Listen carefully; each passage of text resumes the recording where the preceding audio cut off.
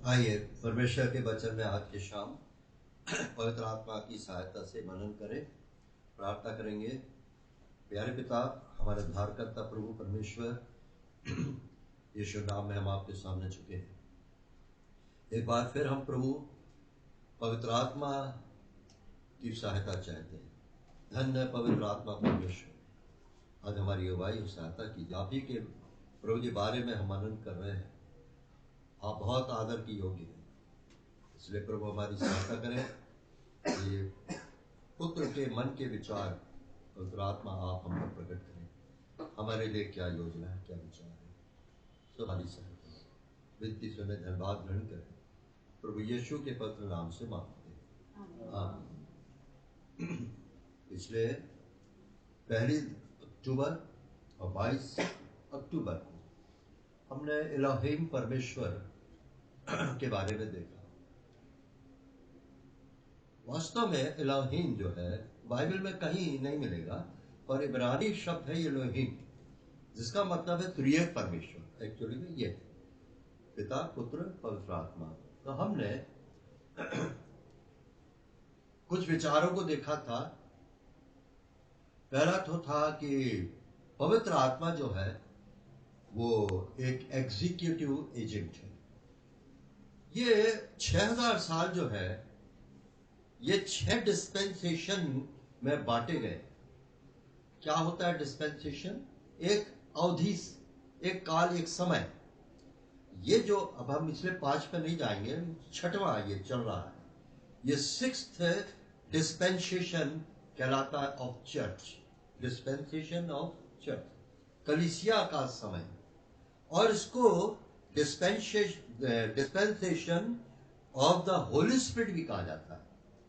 हमारा एक्ट्स की जो है प्रेरितों के काम, पिता ने अपने पुत्र को भेजा, पुत्र ने बलिदान कर दिया, पवित्र आत्मा को जो प्रतिज्ञा किया हुआ था, पवित्र आत्मा धन्य साहब हमको मिल गया।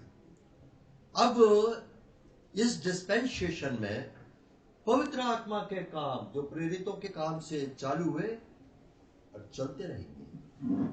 तो अब पवित्र आत्मा की जिम्मेवारी बहुत ज्यादा है और वो उसको बखूबी निभा रहा है, क्योंकि वो किसी भी मामले में पिता से, पुत्र से, तीनों यानी किसी भी मामले में कम घटे नहीं है। सबका पावर, अथॉरिटी और महिमा सेम है। तो ये 6 क्या नाम है डिस्पेंसेशन है।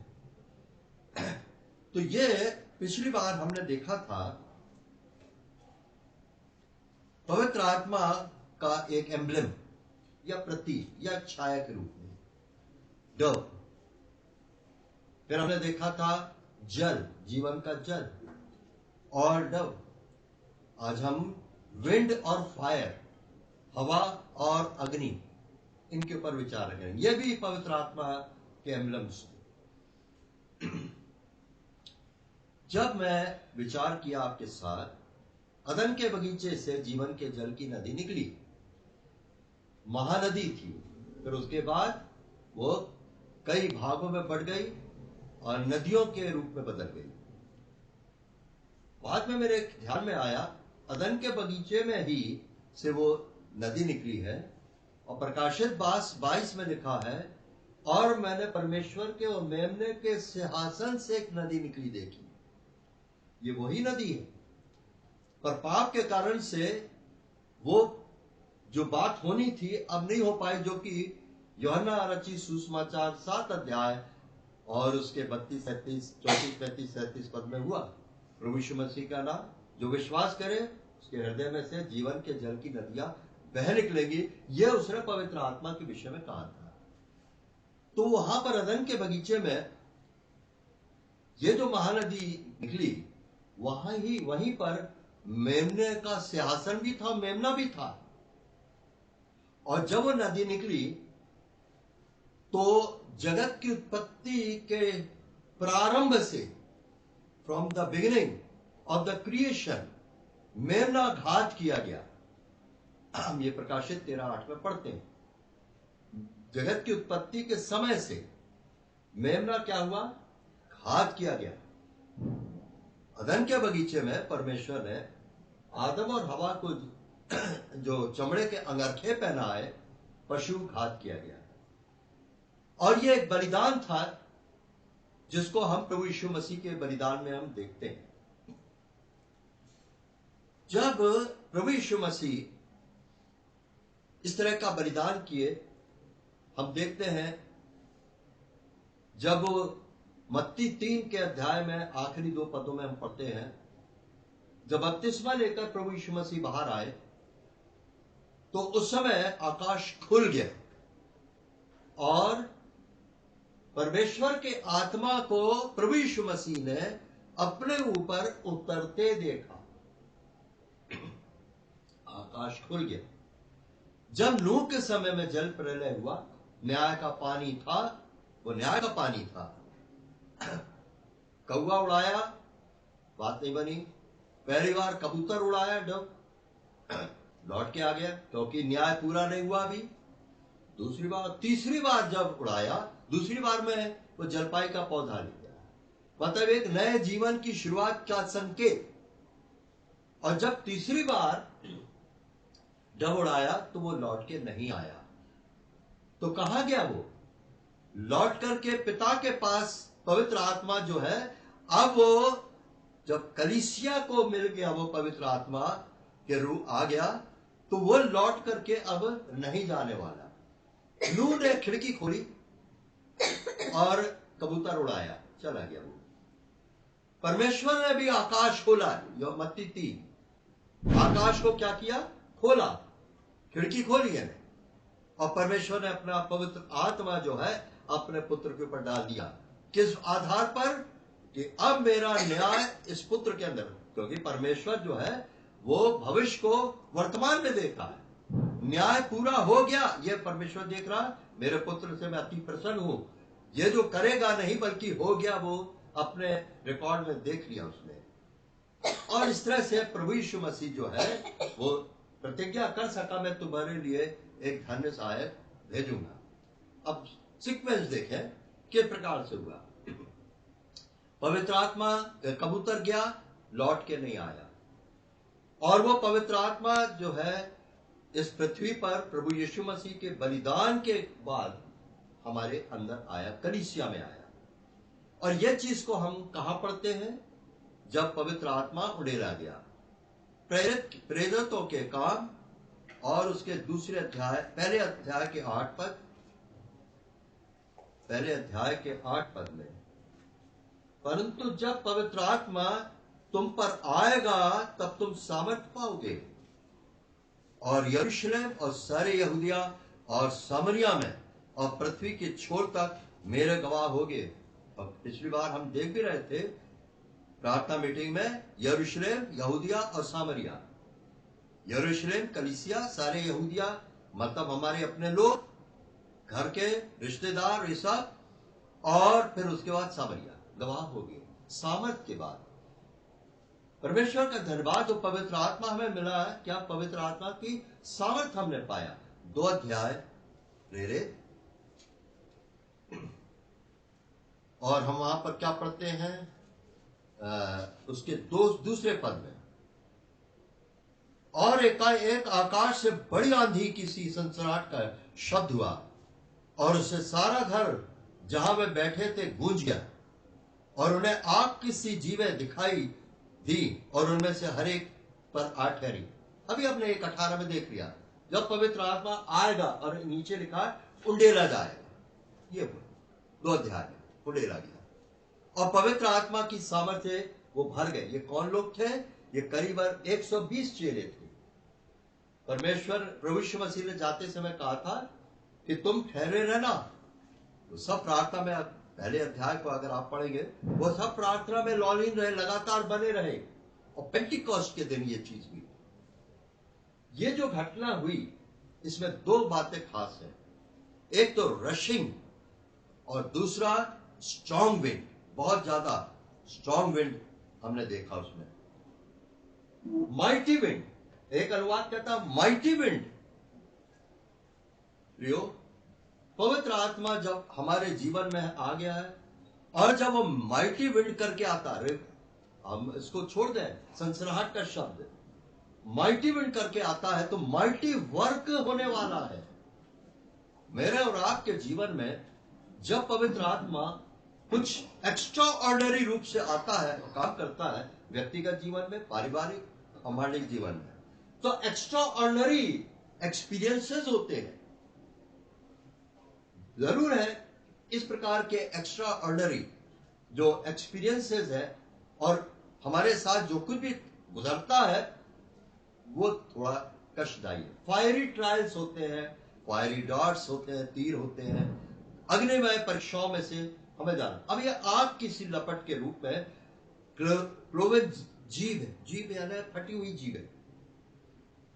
ये 120 लोग कहते तुम मेरे गवाह होगे, मतलब जीव से हम गवाही देते हैं ना, तो मतलब यह है कि फटी हुई जीवें, मतलब अब एक जीव नहीं है।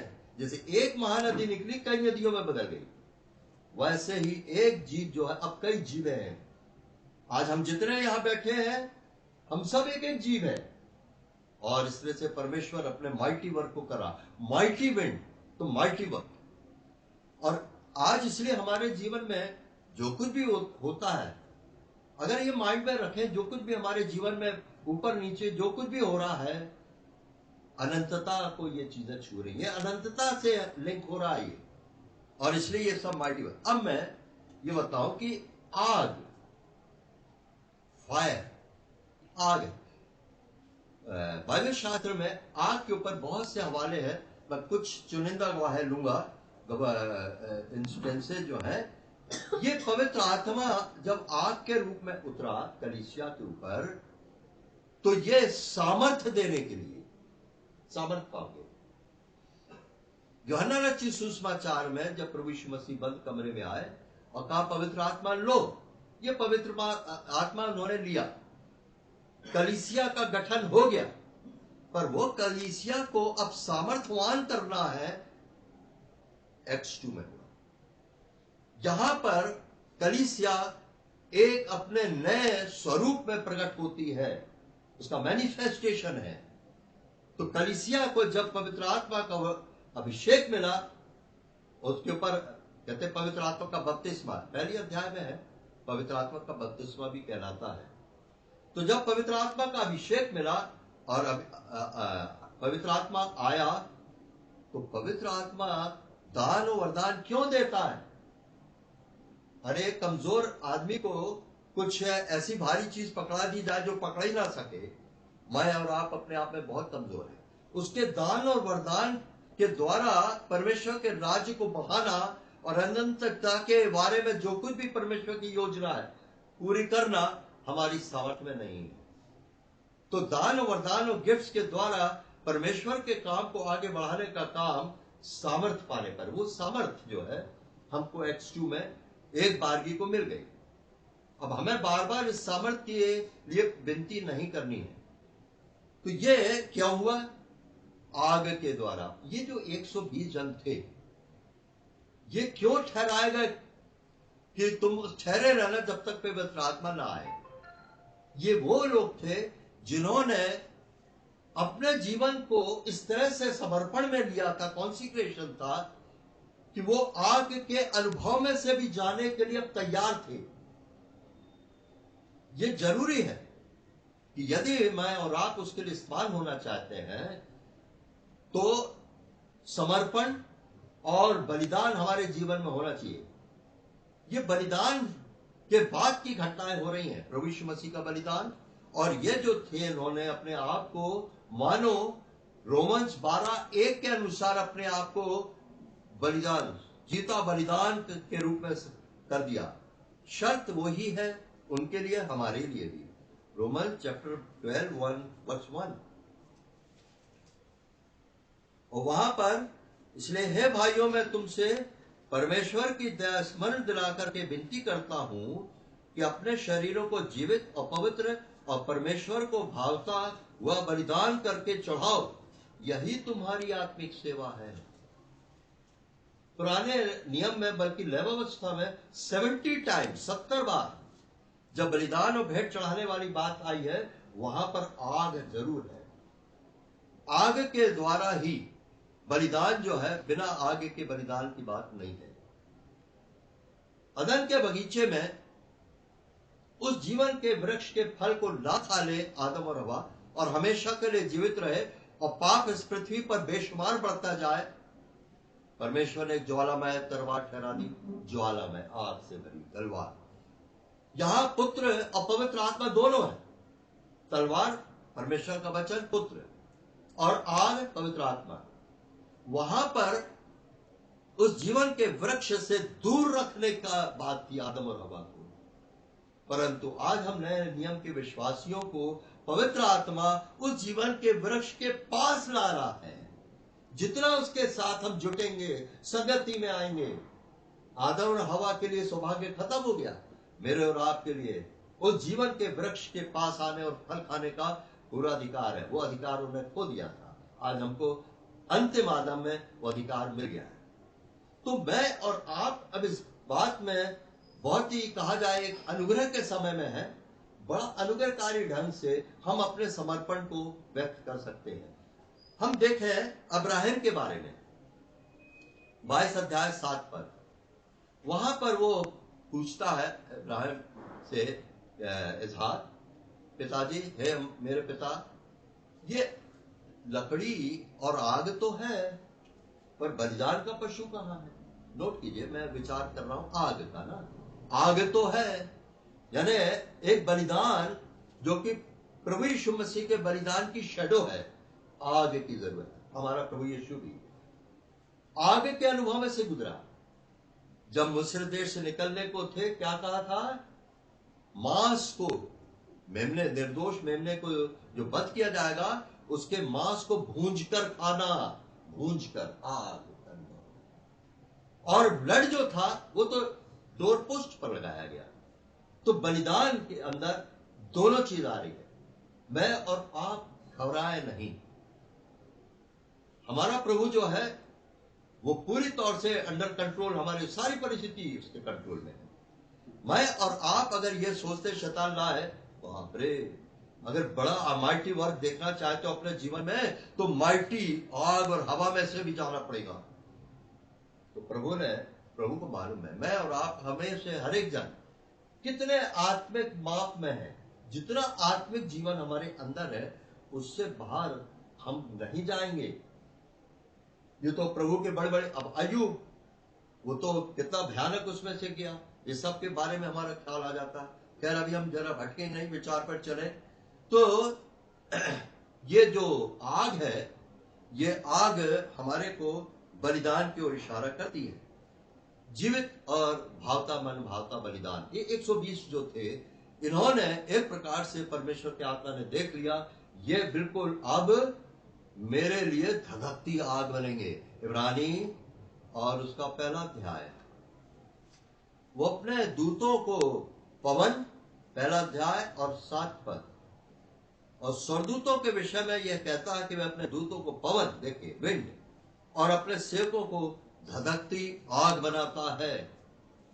और ये धधकती आग जब बनेंगे हम, तो दूसरों शैतान के कार्यों को नाश करने के लिए, जलाने के लिए हम नहीं जलेंगे।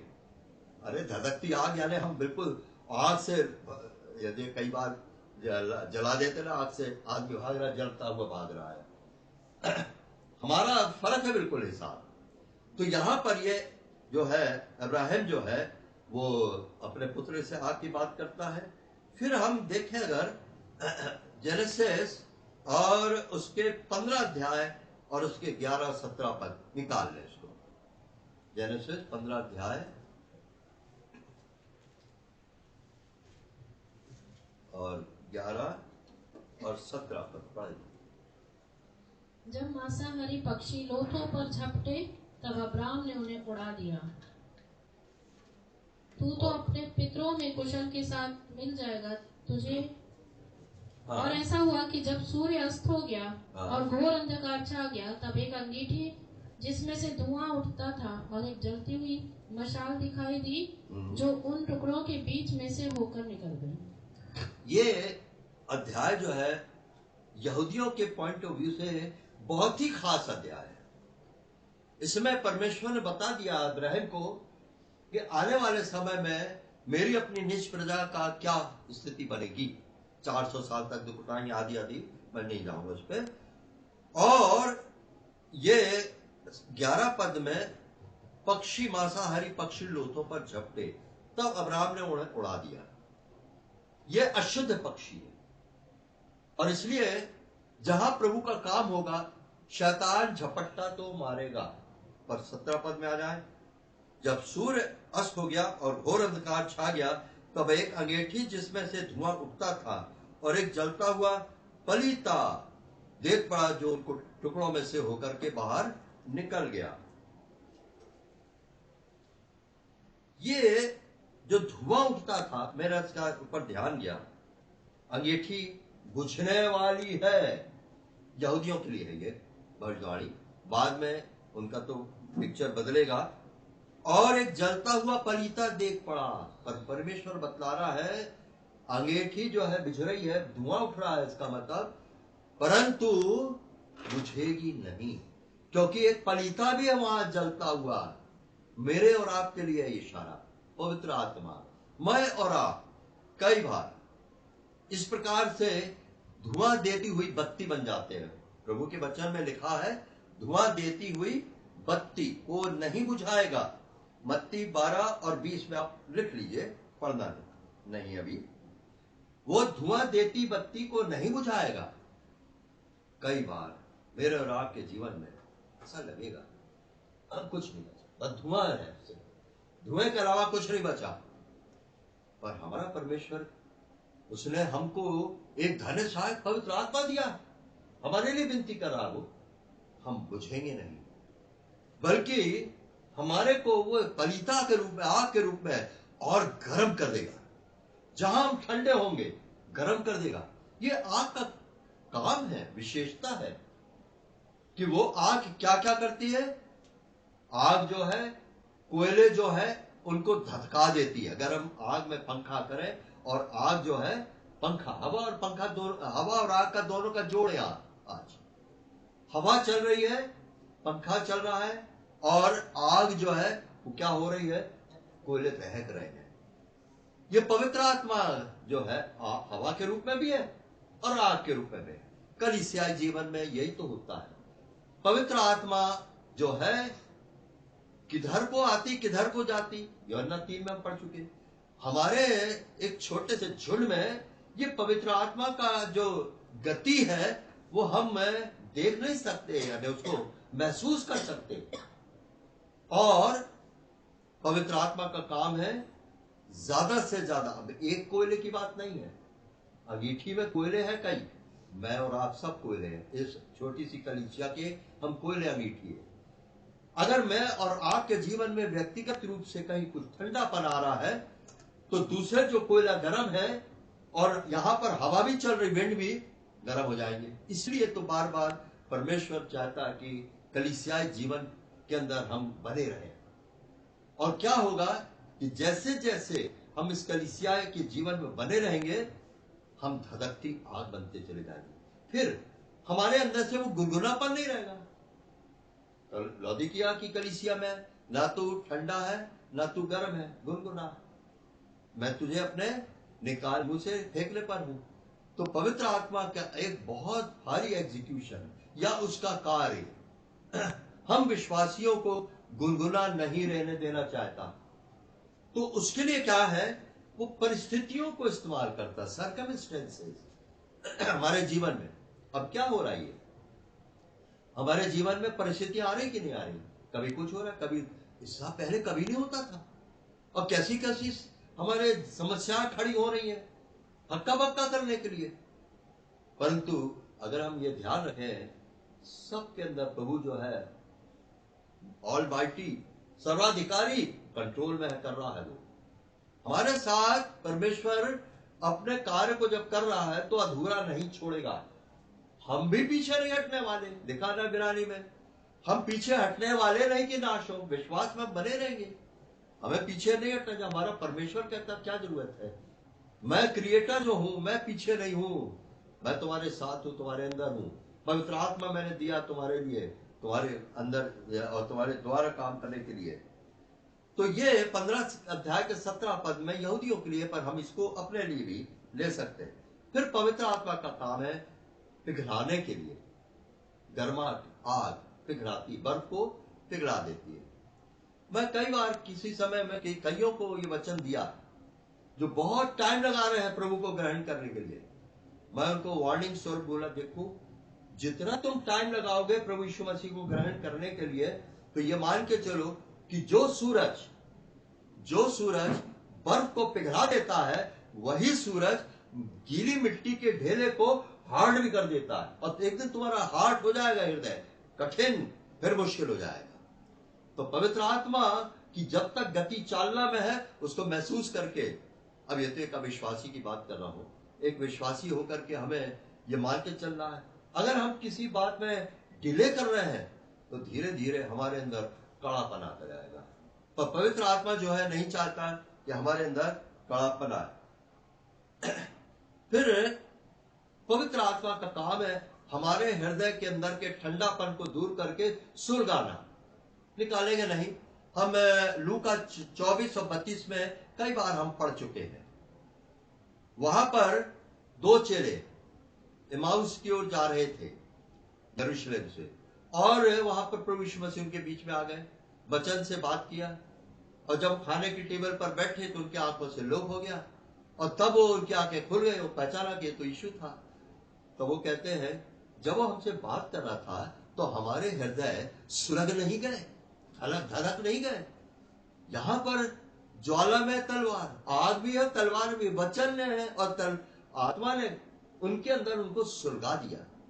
भजन 45 के अंदर वहां पर भी हम देखते हैं एक उन सुंदर विषय की उमंग में दाऊद जो है भजनकार लिख रहा है, एक उत्तम उम्दा बातें, ऐसी बात जो कि अंदर उबाल ले आए, गर्माहट के साथ उबाल ले आए। तो ये पवित्र आत्मा का काम जब होता है तो नया जोश आता है, नई आशा आती है, नया काम होता है, और नया अनुभव मिलता है, और नया मिशन मिलता है, नई चुनौती मिलती है, और नई शुरुआत होती है। आप देख लीजिए, जब कभी पवित्र आत्मा का बड़ा सा काम होगा, नई शुरुआत होगी। जब नूह नीचे आ गया, बाहर आए, तो एक नया सृष्टि, नई शुरुआत हुई। वैसे ही जब प्रभु आएगा और ये पृथ्वी जल जाएगी आग से, फिर उसके बाद एक नया आकाश, नई पृथ्वी होगी। उसके लिए हम सोचे, वो हमारे लिए है। तो एक नई शुरुआत, नया जोश, नया उत्साह और नई उमंग। पवित्र आत्मा का काम है हमारे अंदर सब कुछ नया नया करने का है। सारा कुछ जो पुराना है वो निकला है, और आग ही निकालेगी, और हवा निकालेगी। पतरस के लिए तो बोला था कि तुझे शैतान ने मांग लिया तुम लोगों को कि गेहूं की नाय क्या करे, फटके। ये विंड का काम है, हवा का काम है, फटकने का काम भी होना है। अब हम जरा थोड़ा सा विंड के बारे में और देख लें। ये जो विंड है, हवा और ये आग वगैरह, ये सब के पीछे बड़ी आशीष है, और एक बड़ा भारी चुनौतीपूर्ण कार्य होते हैं ये। पर परमेश्वर जो है नहीं कहेगा हमसे बहुत भारी बड़ा कुछ जो हम सह ना सके हमारे आत्मिक जीवन के हिसाब में। हम इसको देखेंगे। पहला राजा और उसके 19 अध्याय और 9 पद।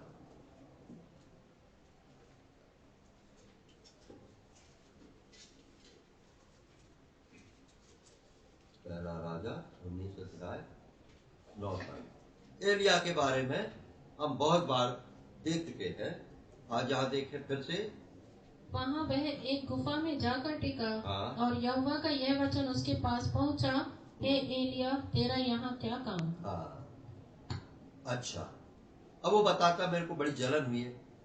11 पद में उसने कहा, निकलकर यहोवा के सम्मुख पर्वत पर खड़ा हो। किसने कहा ये कि तू यहोवा के सम्मुख पर्वत पर खड़ा हो? अगर ऊपर की पदों को पढ़े,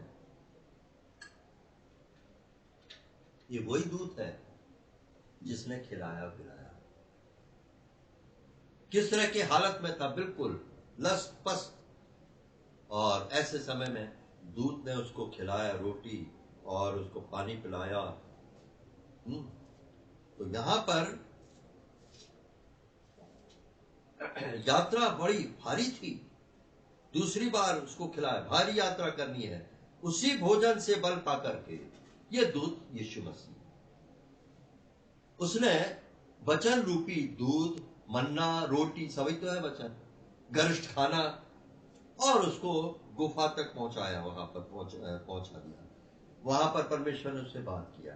उसने कहा यहोवा के सम्मुख पर्वत पर खड़ा हो चल, जैसे उसकी पेशी होने वाली है, और यहोवा पास से होकर चला। अब इंटरेस्टिंग है, कई बार हम पढ़ चुके, जब परमेश्वर के पास उसके होकर चला, परमेश्वर यहोवा उसके पास से होकर चला, तो यहोवा के सामने एक बड़ी प्रचंड आंधी, माइटी विंड, प्रचंड आंधी, ये प्रचंड आंधी से पहाड़ फटने और चट्टाने टूटने लगी, तो भी यहोवा उस आंधी में ना था।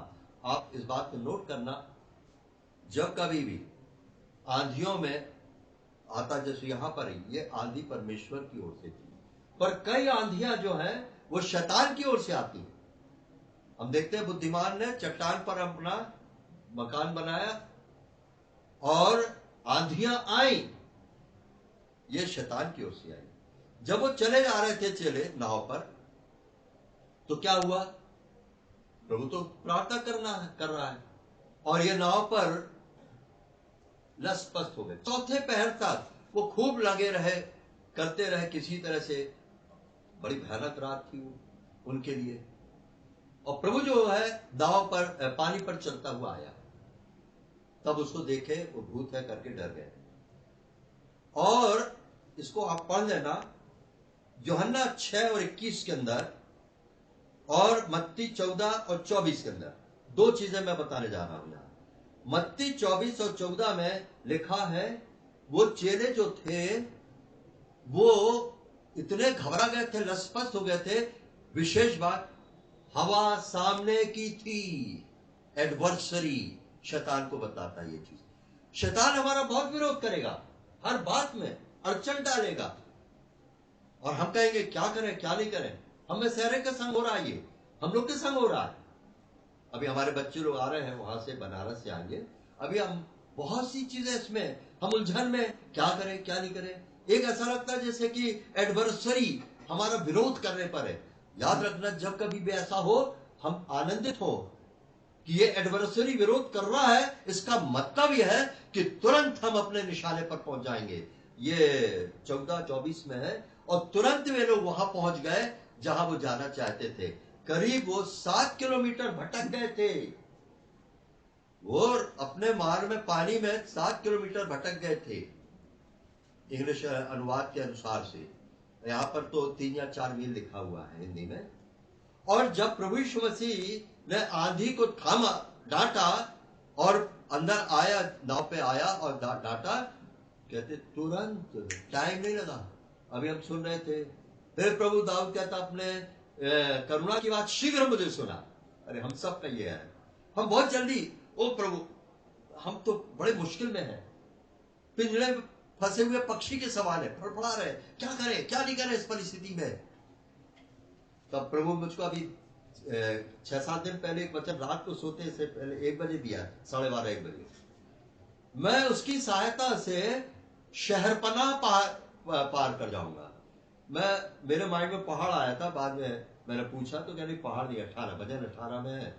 शहरपनाह पार कर जाऊंगा, और सेना जब धावा करती है, युद्ध है, और शहरपनाह पार कर जाऊंगा, मतलब मैं शैतान के टेरिटरी अंदर चला जाऊंगा। इसलिए अधोलोक के फाटक तुझ पर, कलीसिया पर प्रबल नहीं होंगे, क्योंकि कलीसिया जो है वो अधोलोक के फाटक पर जाके अटैक करेगी। ये नहीं कि अधोलोक के फाटक आएंगे तो कलीसिया अपना बचाव करेगी। ऑफेंसिव, डिफेंसिव नहीं, ऑफेंसिव है शहरपनाह। ये बड़ा, ये पद, ये वचन जो है ना, यही तो हमारे अंदर हमको सामर्थ्य दे रहे। मुझे दूत ने उसको भोजन खिलाया। आज हम ऐसी परिस्थितियों में जब जाते हैं उलझन से भरी हुई, और हम क्या करें क्या नहीं करें समझ में नहीं आता है, तो यही वचन तो भोजन हमारे लिए बनता, हमारी हिम्मत बन जाता है। और सामने की हवा और तुरंत, ये याद रखना है, इन 2 पदों में, 2 हवालों में है, बहुत अच्छा है। फिर हम देखते हैं कि ये सामने की हवा जो है, अब हाँ, पहला राजा में हम आ जाए, जहां हम देख रहे थे, पहला राजा में वहां पर पहले उसमें आंधी आई, उसमें यहोवा नहीं था। दूसरी चीज, आंधी के बाद भूंडोल हुआ तो अभी यहोवा उसमें न था। फिर भूंडोल के बाद आग दिखाई दी, नोट करना, तो अभी यहोवा उस आग में ना था, यद्यपि ये आग यहोवा की ओर से थी, पवित्र आत्मा की आग थी। यदि आग के बाद, फिर आग के बाद एक दबा हुआ धीमा शब्द सुनाई दिया। अब जरा समझने की कोशिश करना इसको है। पहली चीज तो कल्पना करें, मैं और आप भी अगर ऐसी जगह होते जहां पर कि प्रचंड आंधी के बाद पहाड़ फट रहे हैं और चट्टानें टूट रही हैं, क्या बीती हमारे, बाप रे ये क्या हो रहा है। एलिया तो घबराया है ना, मयंक एलिया घबराता होगा, ये क्या हो रहा, क्या नहीं हो रहा है। अरे वो तो कब उसके बाद भूंडोल हुआ, लोग हिल रहा, वो पहाड़ के पत्थर गिर रहे, सब गिर रहे हैं, है ना। पढ़ना जाके घर में, पापा से पूछ रहा है कहाँ है ये, बहुत मजेदार, तुम पढ़ोगे तो अच्छा लगेगा। उसके बाद आग दिखाई दी, पर आग में भी वो यहोवा नहीं। क्या है आग में? पवित्र आत्मा के बारे में बता रहा हूं, एम्ब्लेम है, पर उसमें वो नहीं था। वो आग में ना होकर वो पवित्र आत्मा जो है वो एक धीमे दबे हुए शब्द के रूप में पीछे था। जब तुम दाएं बाएं मुड़ने लगो तो पीछे से आवाज आएगी, यही है मार्ग, चलो। यानी आग की उपस्थिति है, यानी पवित्र आत्मा की उपस्थिति है, परंतु उसके बाद दबा हुआ धीमा शब्द जो है वो पवित्र आत्मा ही है। क्यों? ये इतनी तमाम शोर शराबा और सबसे घबरा गया था। और मैंने बताया डव जो है, कबूतर, उसकी क्वालिटी क्या है? बहुत जेंटल, कोमल, टेंडर, बिल्कुल कम। और ऐसा ही एक धन साख हमारे अंदर है जिसको हम बड़े, कहा जाए कई बार कठोरता से उसके संग व्यवहार करते, हमें मालूम नहीं चलता कितनी जल्दी वो दुखी हो जाता, शोकित हो जाता। तो ये टेंडर, कोमल, ये मसीह के क्वालिटी को, विशेषता को बतलाता है। प्रभु यीशु मसीह अपने व्यवहार में कितना कोमल था, कितना शांत था। तो इसलिए जब इस प्रकार की परिस्थिति के अंदर उसकी मनस्थिति एलिया की बहुत ही वो हो गई थी, बेचैन हो गया होगा, तब उसके अंदर वो डव के रूप में, कबूतर के रूप में एक शांत धीमी आवाज आई, और उसके अंदर उस जेंटल आवाज से उसको बड़ा ढाढ़स हुआ होगा, और तब वो अपना मुंह चद्दर से ढांपा। इसके बाद ये हुआ, इसके पहले तो गुफा के अंदर छुपा रहा घबराहट के मारे। कहा गया? बाहर जाकर के गुफा के द्वार पर खड़ा हो गया, उसके अंदर हिम्मत आ गई। उसके बाद परमेश्वर ने उससे कई प्रश्न किए और कहा तुझे 3 बड़े अभिषेक करना है। तो ये जो एडवेंचरस काम होता है प्रभु के लोगों के जीवन में, कलीसियाई जीवन में, इसके पीछे परमेश्वर की बड़ी आशीष भी है। और इन दिनों में मैं अपने माइंड में इस चीज को सैचुरेट कर रहा हूं कि जितना ज्यादा कुछ मुश्किल, कठिनाई, परेशानी, झमेले, ये तो आखिर में बढ़ते जाएंगे। जितना आएंगे उतना ज्यादा ये बात को मान चले कि प्रभु अपना कुछ काम कर रहा है। जब प्रभु काम करता तो शैतान बहुत विरोध करता है, एडवर्सरी बन करके। तो ये एक्स्ट्रा ऑर्डिनरी फायर है। ये फायर जो है एलिया के समय का, ये एक्स्ट्रा ऑर्डिनरी फायर है। और ये आग जो है ये परखने का भी काम करती है। पवित्र आत्मा के सहायता से हम प्रभु यीशु मसीह छोड़े नहीं गए, वो भी ताए गए, परखे गए। हमारे भी जीवन में प्रभु यीशु मसीह जो है पवित्र आत्मा के द्वारा हमें ताता है, परखता है। क्यों? हमारा बहुमूल्य विश्वास उसके प्रकट होने पर आदर और महिमा का कारण ठहरे। अति अवश्य हम तो उदास होते हैं थोड़ा ये अग्निमय स्थितियों में जाकर के, परंतु नहीं, परमेश्वर जो है वो सारी बातों में कंट्रोल कर रहा है। यहाँ पर सारी परिस्थिति में उसने कंट्रोल किया। तो ये बात को अगर हम ध्यान में रखें, अच्छा हवा जो है जहाज को, पानी के जहाज को पाल, पहले समय में पाल लगाया जाता था, हवा चलती थी और क्या होता था, वो जहाज जो चलता था। समुद्री यात्रा में हम लोग भी सब एक प्रकार से समुद्री यात्रा में एक जहाज के अंदर, और इसलिए हमारे ठिकानों को तय करना समुद्र के अंदर। अगर इस लगाव में आप भजन 107 जरूर पढ़ें। 107 भजन के अंदर है कि जब हम एक बंदरगाह की खोज में, परंतु जब बंदरगाह नहीं मिल रहा है तो क्या हो रहा है। भजन 107 देख ही ले, बहुत अच्छा लिंक में है ये भजन 107। हमारी जो बुद्धि है वो लड़खड़ाती है। भजन 107 और पद 29, वह आंधी को थाम देता है और तरंगे बैठ जाती हैं, तो वे इनके बैठने से आनंदित होते हैं और वह उनको अंत में, इंग्लिश में अच्छा है, हिंदी में नहीं है, अंत में मन चाहे बंदर स्थान में पहुंचा देता है। और हम है तो शीघ्र चाहते हैं ना, पर नहीं। एक बात पक्की पक्की है, प्रभु के तय समय में हम बंदरगाह में पहुंचेंगे अंत में, मतलब टाइम लगेगा थोड़ा। और यही चीज हमको प्रभु सिखा रहा है। तमाम कितनी परिस्थितियों में ले जाके, दुख बीमारी की परिस्थिति है और कितनी कितनी परिस्थितियां हैं संसार के अंदर, परेशानियां, समस्याएं हैं, घरेलू, पारिवारिक, सामाजिक, देश की, इन सब के अंदर प्रभु जो है। और फिर क्या लिखा है, लोग यहोवा की करुणा के कारण और उन आश्चर्य कर्मों के कारण जो वह मनुष्यों के लिए करता है उसका धन्यवाद करें, सराहे, उसका धन्यवाद करें। तो ये आग और हवा के बारे में आज हमने देखा। ये आग और हवा हमारे जीवन के अंदर बहुत जरूरी है। और क्या है आग और हवा? पवित्र आत्मा। पवित्र आत्मा का कार्य, dispensation of the Holi spirit है ये। इसमें 5 डिस्पेंसेशन है। जब आदम और हवा थे उस समय इनोसेंट डिस्पेंसेशन था, निर्दोषिता का समय। फिर व्यवस्था का समय आया। इस तरह से 5 है, जो कि अगर हम अभी बताएं तो अभी समझ में नहीं आया, कभी डिटेल में छोटे में बताया जा सकता है। तो प्रभु करे कि आज हम ये एलोहिम परमेश्वर के इस 2 विचारों को और पकड़ लें। एक तो पहले तो हमने जीवन का जल देखा, फिर हमने डव देखा, और आज हमने विंड और फायर देखा। और ये धन्यवाद दें हम परमेश्वर को कि जो धन्य सहायक हमें मिला है वो सिर्फ धन्य सहायक ही नहीं है, वो मेरे और आपके जीवन में मसीह के स्वरूप को लाने के लिए बहुत कुछ करेगा, बहुत कुछ करेगा। घबराने की बात नहीं है। उसको मालूम है मेरे और आपके संग उसको कितना कुछ करना है। वो बात और है कि हम समय पर इन सब उम्दा बातों को भूल जाते हैं। मैं भूल जाता। अभी मैं आपके सामने कुछ ला रहा हूं, कर रहा हूं, और अपने अंदर बड़ा उमंग से भरा हूं, पर फिर कुछ उलझन आएगी, परेशानी आएगी, तो फिर इधर उधर फिर एकदम वचन ध्यान आएगा, अरे प्रभु आप तो कहते हैं अपना सारा बोझ उस पर डाल दो, अपने किसी बात की चिंता मत करो।